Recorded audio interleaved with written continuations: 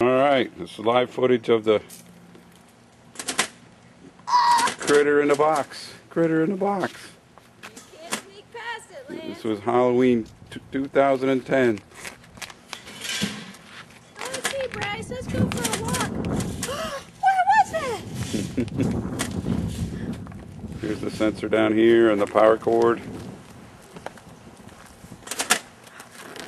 Rattles 3 times and then jumps out. Get my job.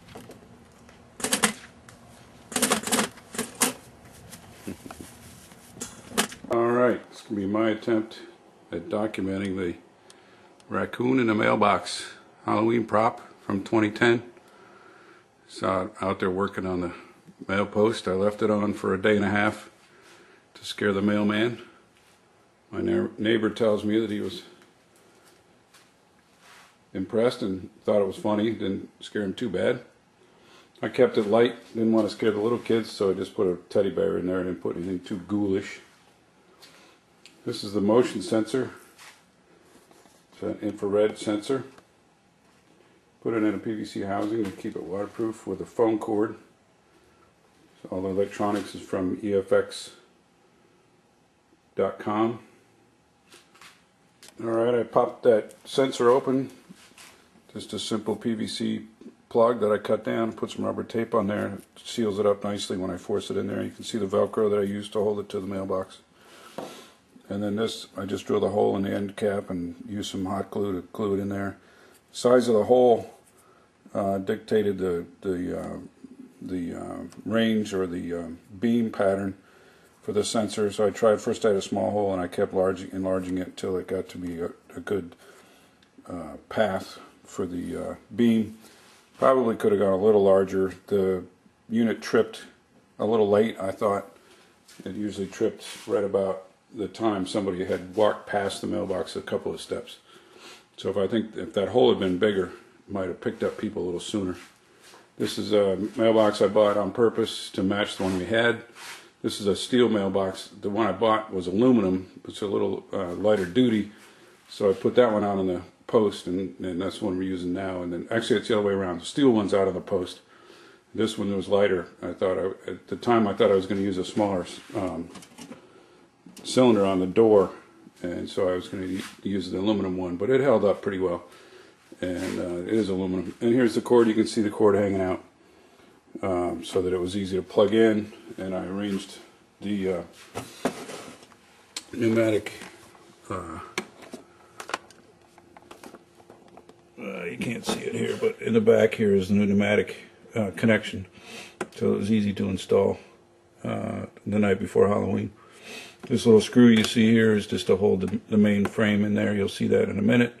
I added a screw in the back to try to beef it up a little bit. And I also put a grounding screw up here in the back so that everything was grounded. Just for safety, I wanted a third wire on this thing. So now I'll take it apart and you can see what's on the inside. Actually, before I do that, I'll just show you. This is the stuffed animal. I used some regular Velcro tabs, or actually adhesive tabs here to tie his feet down. And then I had a fishing string that I tied to the back of his head, to the back of the mailbox, trying to keep his head up a little bit. I could have had that a little tighter actually to keep his head up, so when he jumped out, he looks a little more awake. I guess that got loose over time. It probably opened and closed about 1,000 times there on Halloween. The kids were really into it. They would stay and wait for it to open, and stay and wait for it to open, and of course I had to watch them to keep from putting their fingers in there, but it was real low pressure. It wasn't going to hurt anybody. You can start to see the inside now that I've taken out the teddy bear. You can see the hinge and how it's mounted to the door. Little relief. I mounted everything to this plastic plate so it was easy to work on and get in and out. But I had to cut a clearance hole there for the hinge mechanism to open and go up inside there.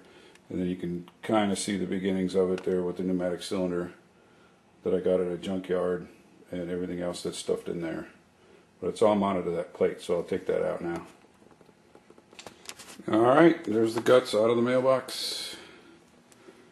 This is a breadboard that I bought at Walmart for a couple bucks. It makes a nice piece of plastic, kind of like a piece of plywood. But there you can see the innards of it. Clamp the air fitting down nice and snug. Just put a slot in the board and hose clamp that on there. I was running it at about 35 psi because it's just these little tiny Tygon tubes with no clamps or anything. It's just a barb fitting on all this. So 30 to 35 psi was just fine. So that's the input to the solenoid, and the exhaust is just an open hole on the back. This is a 24 volt solenoid I got on eBay for I think 10 bucks. And then I got an A and a B port out. And then the valve is operated through the computer board. I took the power supply out. I had this, it's a 24 volt valve, so I had to run this. This EFX controller can run from I think 12 to 32. 12 to 32 on the EFX controller. So since the valve was 24, I just went ahead and got a 24 volt power supply. Just a regular wall wart, and found that at an electronics store for I think 5 bucks, and made up a little jump cord here. And that's where I got the third wire from when I put this receptacle on it. Just ran that out with a alligator clip to the mailbox so that it was grounded. So anyway, that's 24 volts. It runs the whole thing. And then the board is a nice little board. It's got a bunch of I/O on it. Here you can see the sensor, the motion sensor plugged in. It can take all different kinds of sensors and all different kinds of outputs. Here's the valve output here on the back of the header.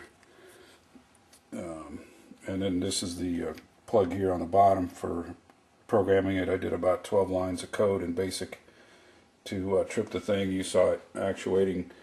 I had it on the well, we'll talk about that in a minute. But so, and then the output A's and B's from the solenoid obviously just run the cylinder. This turned out to be a metric cylinder, but since these heads were plastic, I was able to jam these MPT fittings in there, and I didn't have any leaks. But that I wasn't about to find any metric fittings for that size, so I just kind of made that work. The cylinder's obviously oversized and over as far as strength goes. It's way stronger than what I needed, but it worked out really well. I ended up making this bracket a little bit short, and I had it set up to be in the middle of this thread with a nut on the back here, but it turned out I needed to get the door to close all the way. I needed all my adjustments, so I took that nut off and just ran this all the way down. But that gave it some adjustment. Of course, I could drill holes in here all I wanted to also to get it to the mechanism to work just right. So that's about it. That EFX controller worked out really well.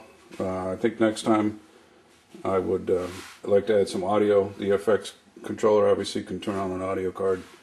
So next year I'll use this technology to do something different, since the kids are used to this now. But going to try to add some audio next year. As far as the program goes, I had it programmed to do 3 door flops before it opened. The idea was to get people's attention to look at it. So the first flop was like the animal was charging at the door to try to get the door open, and then he realizes how much power it takes, and he tries a couple more times before he finally gets it open on the 4th try. And looking back on it now, I think that was too many people. I got their attention on the first flop when the door snapped, and I probably could have gotten away with just doing that one flop and then having the animal pounce out. I think it would have been a little bit more dramatic. But that's about it for the raccoon in the mailbox trick. We'll see what comes in 2011.